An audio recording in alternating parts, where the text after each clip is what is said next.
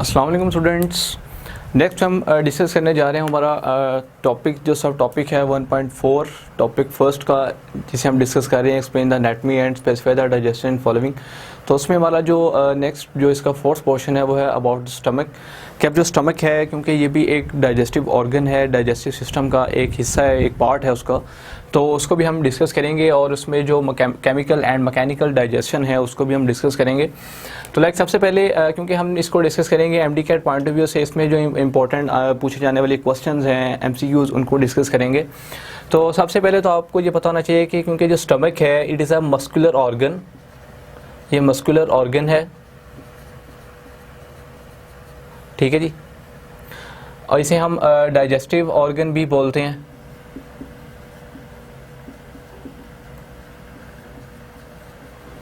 ठीक है जी।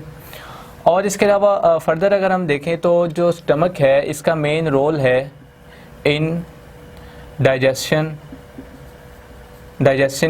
Partly food को डाइजेस्ट भी करता है, ठीक है, यानी पार्टली डाइजेस्ट करता है फूड को।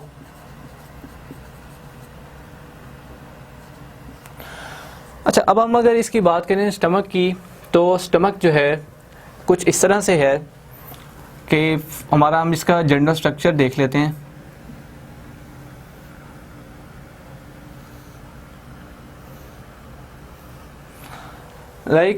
अगर आप ये देखें तो इसकी जो शेप है, शेप वो जे लाइक है, जे लाइक शेप, ठीक है। इसमें अगर आप ये देखें तो जो ये रीजन है, ये वाला रीजन, इस रीजन को हम कहते हैं इसोफेगस, और जो ये रीजन है ये है मेनली स्टमक जिसे हम डिस्कस कर रहे हैं, और जो ये रीजन यहाँ से स्टार्ट होता है इसको हम कहते हैं डुओडेनम, ठीक है जी। Oesophagus, stomach and then duodenum. अब होता यहाँ पे इस तरह से है कि जो स्टमक का, अब यहाँ पे अगर आप देखें तो ये जो इसोफेगस के साथ जो ये आपको पोर्शन ओपन नज़र आ रहा है, यहाँ पे लगा होता है एक स्फिंक्टर, लाइक दिस वन, इस रीजन पे एक लगा होता है स्फिंक्टर, ठीक है जी, स्फिंक्टर। और ये जो रीजन आपको नज़र आ रहा है कि जहाँ से स्टमक एंड हो रहा है और डुओडेनम शुरू हो रही है, उस रीजन पे भी क्या होता है, एक स्फिंक्टर होता है, स्फिंक्टर, ठीक है जी। अब ये स्फिंक्टर कौन सा होता है, ये होता है कार्डियक स्फिंक्टर, कार्डियक स्फिंक्टर, और ये होता है pyloric sphincter, pyloric sphincter. What is mean by sphincter? Sphincter क्या है? स्फिंक्टर को अगर हम देखें और इसकी डिक्शनरी में अगर हम जाएं तो हमें पता चलता है कि स्फिंक्टर स्टैंड फॉर, इसका जो मतलब है वो एक गेट है, ठीक है जी, यानी कि एक गेट के तौर पर वर्क करता है, ओपन होता है और क्लोज होता है, ठीक है। इसका कुछ जनरल स्ट्रक्चर ओवरव्यू इस तरह से देख लेते हैं हम।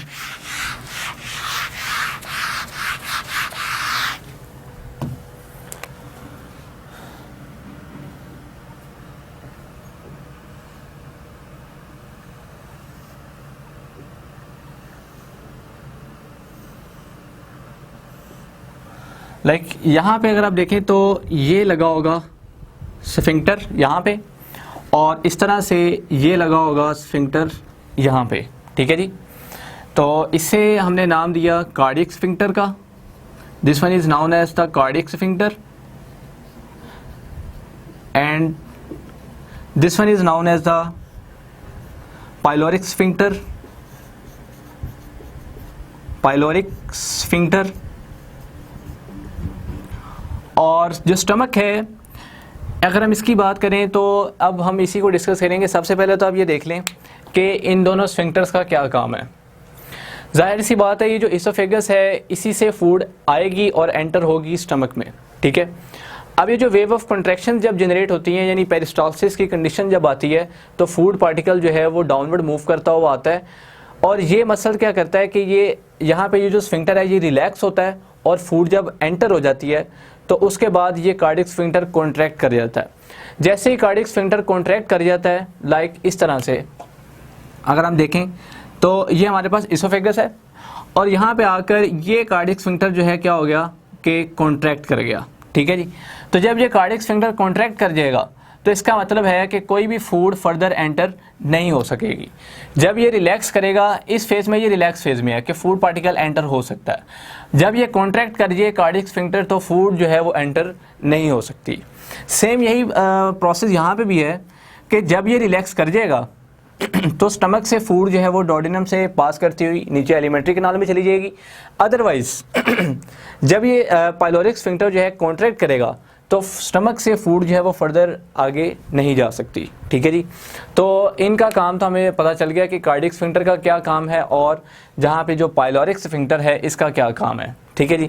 अब हम फर्दर देखते हैं कि जो हमारा स्टमक है इसके रीजन्स कितने हैं।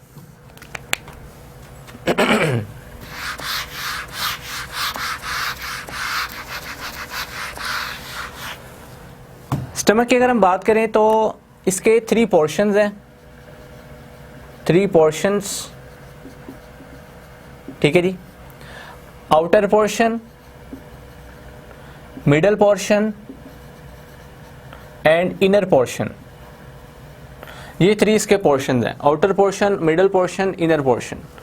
आउटर पोर्शन जो है ये कनेक्टिव टिश्यूज का होता है, कनेक्टिव टिश्यूज का होता है। और जो मिडल पोर्शन है इसमें होते हैं स्मूथ मसल्स, स्मूथ मसल्स। अब ये स्मूथ मसल्स में कौन कौन से मसल्स आते हैं?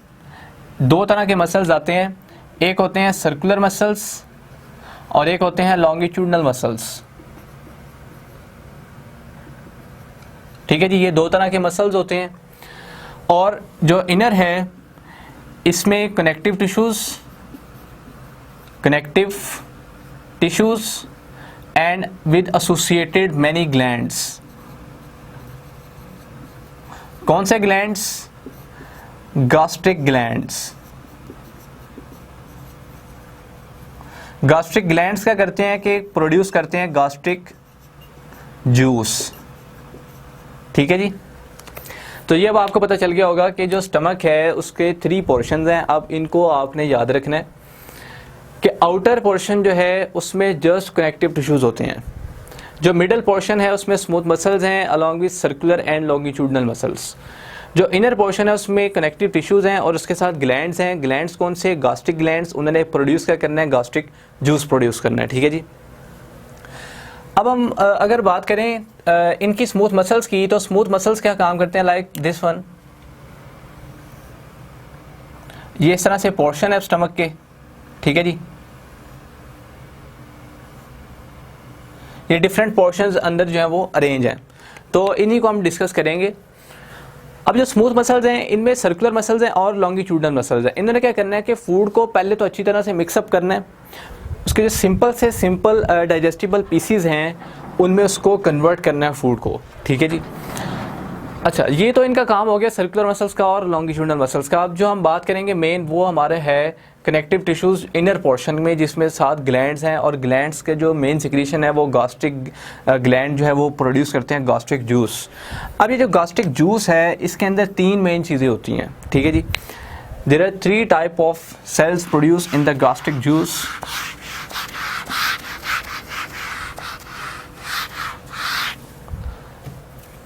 लाइक सबसे पहले तो हम बात करेंगे कि म्यूकस की, म्यूकस मेम्ब्रेन है इसमें,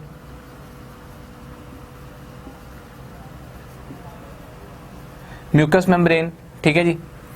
म्यूकस मेम्ब्रेन जो है वो क्या प्रोड्यूस करती है? म्यूकस। इसके अलावा अगर हम देखें तो इसमें और जो सेल्स हैं वो हैं ऑक्जेंटिक सेल्स,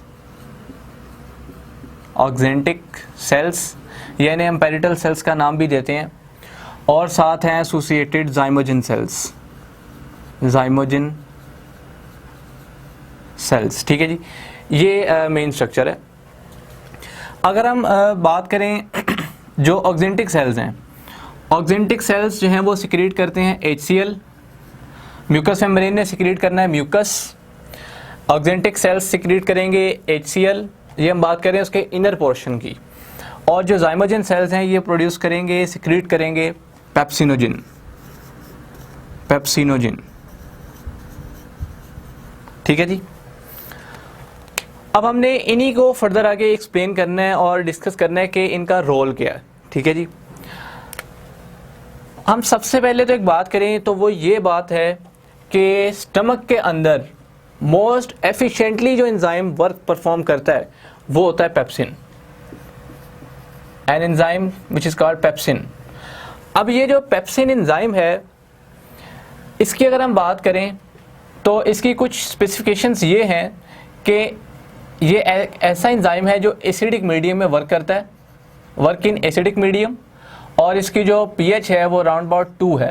ठीक है जी, ये आपने याद रखना है कि पेप्सिन एक ऐसा एंजाइम है जो एसिडिक मीडियम में वर्क करता है और राउंड अबाउट उसकी जो पीएच है वो 2 है, और इसका काम क्या है कि इसने प्रोटीन को डाइजेस्ट करना होता है, प्रोटीन को डाइजेस्ट करना होता है। अब हमने इसी को फर्दर आगे देखते हुए इसी को एक्सप्लेन करना है। लाइक अगर हम बात करें तो यहाँ पे म्यूकस मेम्ब्रेन है, ऑक्जेंटिक सेल्स हैं और जाइमोजिन सेल्स हैं। अब जाइमोजिन सेल्स क्या प्रोड्यूस कर रहे हैं? पेप्सिनोजिन। अब ये पेप्सिनोजिन क्या है? Pepsinogen is an inactivated enzyme, inactivated enzyme. ठीक है जी, ये एक इनएक्टिवेटेड एंजाइम है नाउन एज पेप्सिनोजिन। बनेगा कहाँ से? जाइमोजिन सेल से। ये बहुत इंपॉर्टेंट एमसीक्यू है, इसको भी आपने याद रखना है। अब ये सिक्रीट तो हो गया, स्टमक में रिलीज हो गया। अब इसने एक्टिवेट कैसे होना है? इसको एक्टिवेशन के लिए किसी एसिडिक एनवायरनमेंट की ज़रूरत है। अब वो एसिडिक एनवायरनमेंट कहाँ से आएगा? यहाँ से।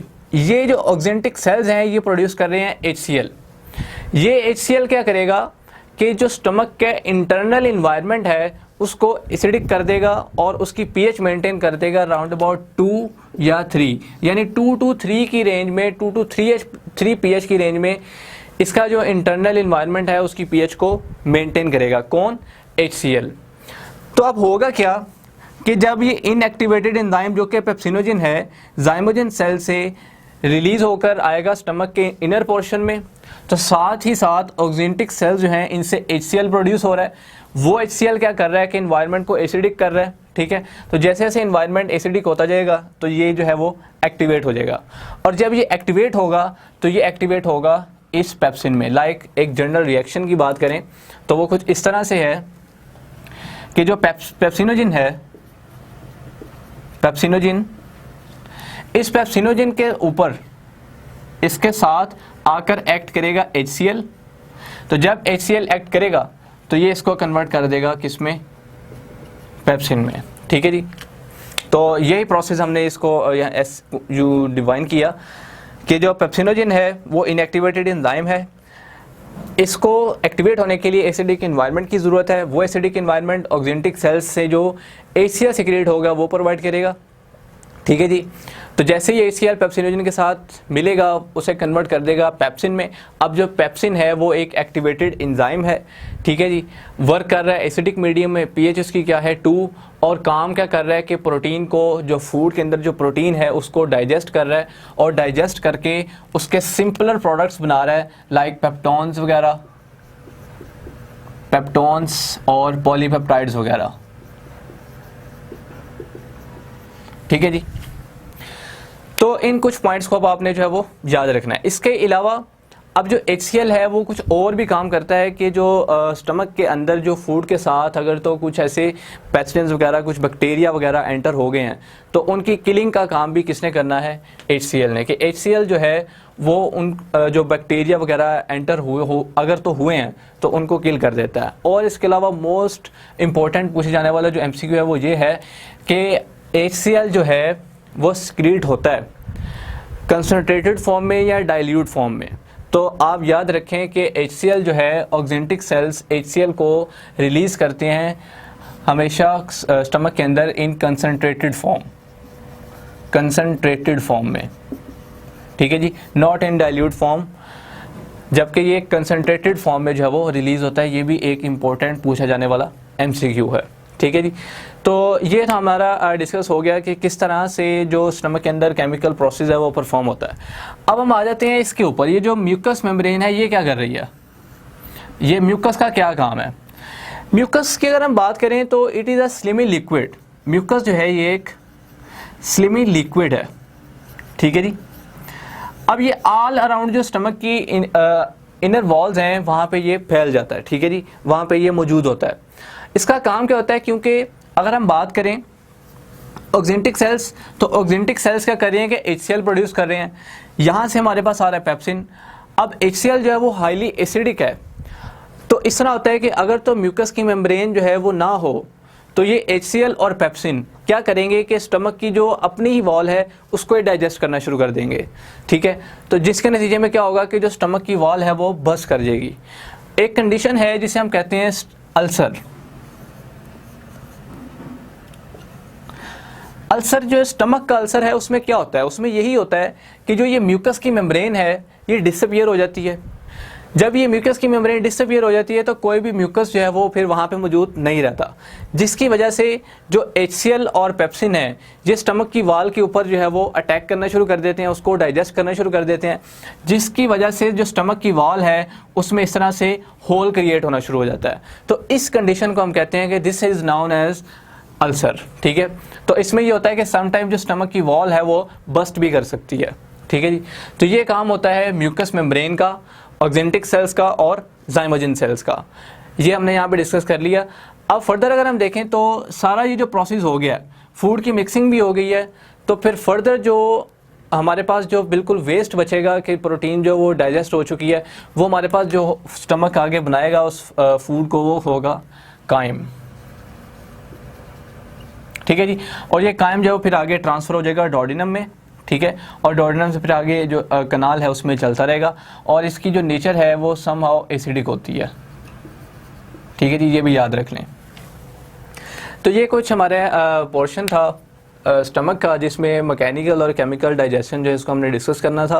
तो इसके कुछ इंपॉर्टेंट पॉइंट्स हैं उनको आप याद रख लें कि ऑक्जेंटिक सेल्स का क्या काम है, जाइमोजिन सेल्स क्या करते हैं, पेप्सिन जो है वो कैसे एक्टिवेट होता है ये आपको पता होना चाहिए, ठीक है। इसके अलावा जो दोनों स्फिंक्टर्स हैं इनका आपको पता होना चाहिए, और साथ ही साथ जो म्यूकस मेम्ब्रेन है इसका रोल आपको पता हो, ठीक है, और जो मसल्स हैं वो क्या काम करते हैं इनका भी आपको पता हो। तो ये जनरल जो टॉपिक था हमारा MTCAT पॉइंट ऑफ व्यू से उसको हमने डिस्कस कर लिया। Okay, thanks.